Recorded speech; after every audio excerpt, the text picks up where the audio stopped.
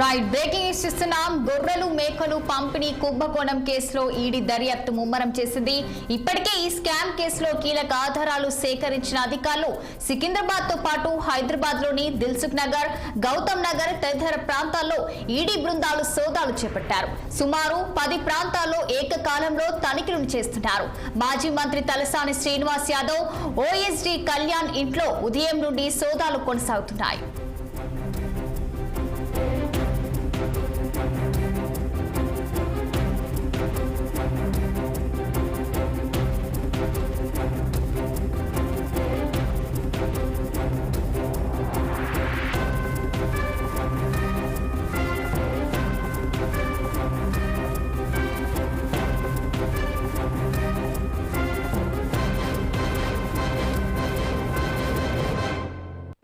BRS ప్రభుత్వ హయాంలో గొర్రెల పంపిణీ పథకంలో సుమారు 700 కోట్ల అవినీతి జరిగిందని గతంలో ఏసీబీ కేసు నమోదు చేసింది. కేసులో అప్పటి పశుసంవర్ధక శాఖ మంత్రి తలసాని హస్తం ఉన్నట్లు ప్రధాన ఆరోపణలున్నాయి.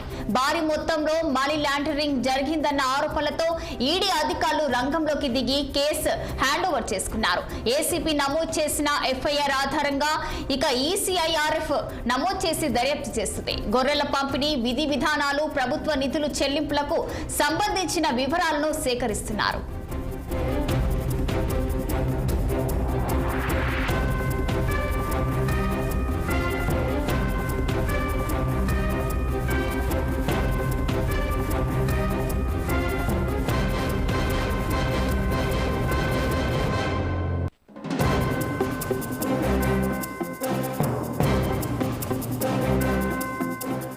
ఇక బీఆర్ఎస్ సర్కార్ గొర్రెల పంపిణీ ప్రారంభించిన తొలినాళ్ల నుంచే పథకంపై తీవ్ర ఆరోపణలు వెల్లువెత్తాయి. కొంతమంది అధికారులు, మధ్యవర్తులు కలిసి ప్రభుత్వ నిధులను దారి మళ్లించారని ప్రచారం సాగింది.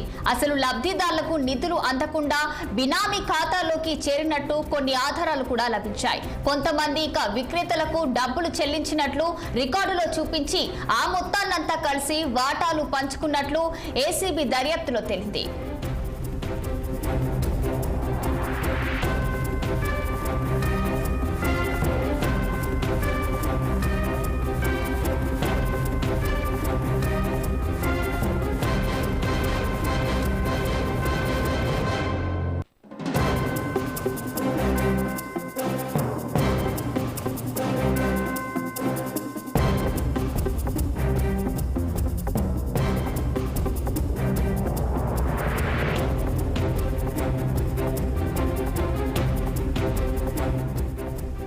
గొర్రెలు మేకలు పంపిణీ కుంభకోణం కేసులో ఈడీ దర్యాప్తు ముమ్మరం చేసింది.